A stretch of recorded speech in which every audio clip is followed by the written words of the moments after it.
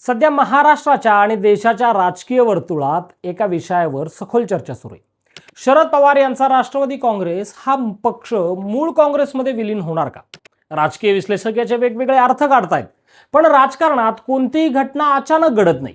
इतिहासाची पानं चाळली तर आपल्याला अनेक प्रश्नांची उत्तरं मिळतात. शरद पवारांनी आपली स्वतःची वेगळी चूल मांडण्याची आणि नंतर ती पुन्हा काँग्रेसमध्ये विलीन करण्याची ही काही पहिली वेळ नाहीये.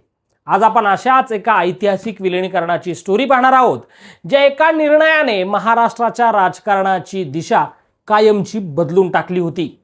हा असा निर्णय होता ज्याचा फायदा ना काँग्रेसला झाला ना खुद्द पवारांना. याचा सर्वात मोठा फायदा झाला तो शिवसेनेला. हे कसं घडलं? चला पाहूया. नमस्कार, मी अभिजित दराडे आणि तुम्ही पाहायला सुरुवात केली आहे पॉलिटिकल महाराष्ट्र. काळ होता 1980च्या दशकाचा. हा तो काळ होता जेव्हा पंजाबमधील राजकीय वातावरणाने अत्यंत हिंसक वळण घेतलं होतं. जनरल सिंग भिंद्रेवाले यांच्या नेतृत्वाखाली खलिस्तानाच्या आंदोलनानं स्फोटक रूप धारण केलेलं होतं आणि अमृतसरमधील पवित्र सुवर्ण मंदिर दहशतवाद्यांचं आश्रयस्थान बनलं होतं. परिस्थिती हाताबाहेर जात असल्यामुळे इंदिरा गांधी यांनी 3 जून 1984 रोजी सुवर्ण मंदिरात ऑपरेशन ब्लू स्टार राबवलं. या कारवाईमुळे शीख समुदायात तीव्र असंतोष निर्माण झाला आणि याचीच परिणती म्हणून इंदिरा गांधी यांची हत्या झाली. या भीषण संकटानंतर देशाची सूत्र तरुण राजीव गांधी यांच्या हाती आली. इंदिराजींच्या अंत्यसंस्कारावेळी शरद पवार हे दिल्लीत होते. त्या अत्यंत नाजूक क्षणी राजीव गांधींनी शरद पवारांना म्हटलं होतं, शरद, काळ खूप नाजूक आहे, देशासाठी आपण एकत्र यायला हवं. त्यावेळी पवारांनी राजीवजींचा हात हलकेच दाबला आणि ते तिथून बाजूला झाले. त्या काळात शरद पवार यांची राजकीय वाटचाल वेगळी होती. ते राष्ट्रीय स्तरावर समाजवादी काँग्रेस या पक्षाचं नेतृत्व करत होते आणि पक्षाला उभारी देण्यासाठी संपूर्ण महाराष्ट्र त्यांनी पालथा घातला होता. असं असलं तरी पंजाब प्रश्नासारख्या राष्ट्रीय मुद्द्यांवर पवारांनी राजीव गांधींना कोणतीही अट न ठेवता मदत केली होती. याच संवादातून राजीव गांधींना वाटू लागलं होतं की पवारांनी आता पुन्हा आपल्याकडे अर्थात काँग्रेसमध्ये यायला हवं. एक दिवस राजीव गांधींनी पवारांना स्पष्टच विचारलं, हम सब एक उम्र के लोग हैं, आप कब तक विपक्ष में बैठेंगे, मिलकर काम करना चाहिए, असं पवारांना राजीव गांधी म्हणाले होते. पवारांना काँग्रेसमध्ये परत आणण्यासाठी राजीवजींनी आपले निकटवर्तीय आणि तत्कालीन केंद्रीय अंतर्गत सुरक्षा मंत्री अरुण नेहरू यांच्यावर मोठी जबाबदारी सोपवली होती. अरुण नेहरूंनी पी.एन. धर यांचा मुलगा विजय, ज्याचे पवारांशी उत्तम संबंध होते, यांच्यावर प्राथमिक बोलण्याची जबाबदारी टाकली. पवार देखील मुख्य प्रवाहात जाण्यासाठी आपल्या पक्षातील सहकाऱ्यांची मानसिकता आजमावत होते. आता इथून पुढे या कथेला अत्यंत महत्त्वाचे राजकीय वळण मिळतं. अरुण नेहरू हे राजीव गांधी यांच्या अत्यंत जवळचे असले तरी ते एक अत्यंत जाणकार राजकीय विश्लेषक होते. त्यांना या विलिनीकरणाचे धोके स्पष्ट दिसत होते. अरुण नेहरूंनी दिल्लीत पवारांना भेटायला बोलवलं आणि अत्यंत स्पष्ट शब्दात एक इशारा दिला. ते म्हणाले, माझा तुझ्याशी वैयक्तिक कोणताही राजकीय आकस नाहीये, पण तुझ्या काँग्रेसमध्ये येण्यानं काँग्रेसचं आणि महाराष्ट्राचं दोघांचंही नुकसान आहे. या मागचं अरुण नेहरूंचं विश्लेषण हे थक्क करणारं होतं. त्यांनी पवारांना सांगितलं की महाराष्ट्रात आणि विशेषतः मराठवाड्यात प्रस्थापित काँग्रेस नेत्यांच्या विरोधात एक मोठा तरुण वर्ग आहे आणि तो सगळा वर्ग तुमच्या पाठीशी आहे. जर पवार स्वतः काँग्रेसमध्ये परतले तर हा प्रस्थापित विरोधी तरुण वर्ग थेट शिवसेनेच्या पाठीशी उभा राहील. अरुण नेहरूंचं पुढचं वाक्य हे इतिहासात सुवर्ण अक्षरात कोरलं गेलं. ते म्हणाले होते, शिवसेनेचं बळ आज फक्त मुंबईत आणि ठाण्यात आहे.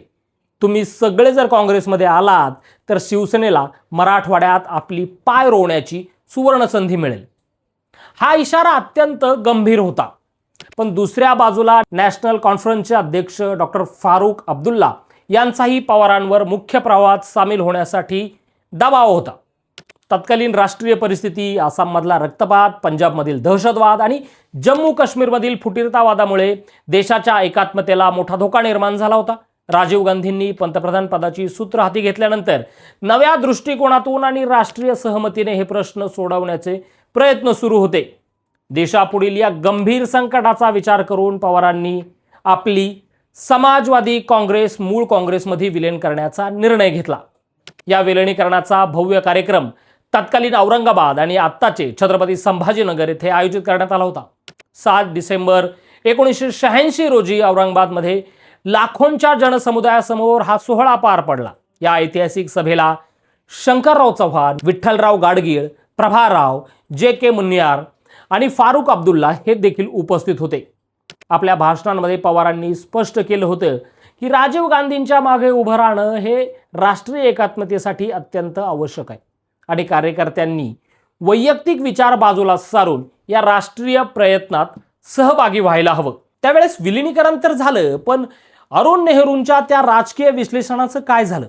त्यांचं ते विश्लेषण बऱ्याच प्रमाणात खरं ठरलं होतं।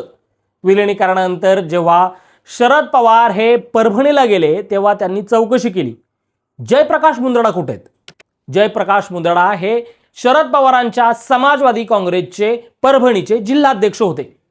पवारांना उत्तर मिळालं, त्यांनी शिवसेनेत प्रवेश केलाय। जेव्हा पवारांनी मुंदडा यांची भेट घेऊन त्यांना शिवसेनेत जाण्यामागचं कारण विचारलं तेव्हा मुंदडा यांचे उत्तर हे महाराष्ट्राच्या राजकीय मानसिकतेचं अचूक प्रतिबिंब होतं। मुंदडा म्हणाले, आमचं राजकारण इथल्या प्रस्थापितांना विरोध केल्यामुळे उभं राहिले।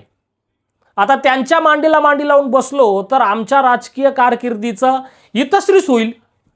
हा केवळ एक मुंदडा यांचा प्रश्न बिलकुल नव्हता।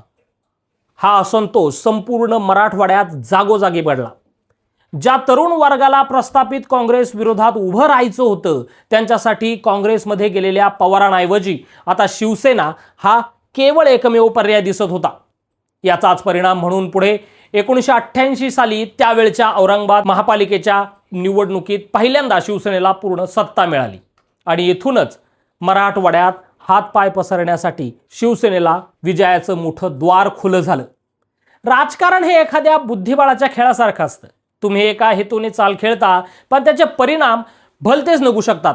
राष्ट्रीय सुरक्षेसाठी पवारांनी 1986 मध्ये काँग्रेसमध्ये जाण्याचा निर्णय घेतला, पण त्यावेळी महाराष्ट्रात विरोधी पक्षाची जी पोकळी निर्माण झाली होती ती शिवसेनेने अत्यंत हुशारीने भरून काढली। अरुण नेहरूंचं ते राजकीय शहाणपण इतिहासात नोंदवलं गेलंय। आज जेव्हा आपण राष्ट्रवादी काँग्रेस पुन्हा काँग्रेसमध्ये विलीन होण्याच्या चर्चा ऐकतो तेव्हा हा इतिहास अभ्यासणं गरजेचं ठरतं। जर आज असं घडलं तर सत्तेविरोधी असलेला अँटी एस्टॅब्लिशमेंट वर्ग आणि तो मतदार नक्की कुठं जाईल? ही राजकीय पोकळी आज कोण भरून काढेल? इतिहास केवळ वाचण्यासाठी नसतो तर तो वर्तमानाला समजून घेण्यासाठी सुद्धा असतो। तुम्हाला या ऐतिहासिक राजकीय खेळीबद्दल आणि सध्याच्या परिस्थितीबद्दल काय वाटतं? तुमचं मत कमेंटमध्ये नक्की करा आणि हो, पॉलिटिकल महाराष्ट्राला सबस्क्राईब करायला विसरू नका। या व्हिडिओ तिथंच थांबूयात। धन्यवाद।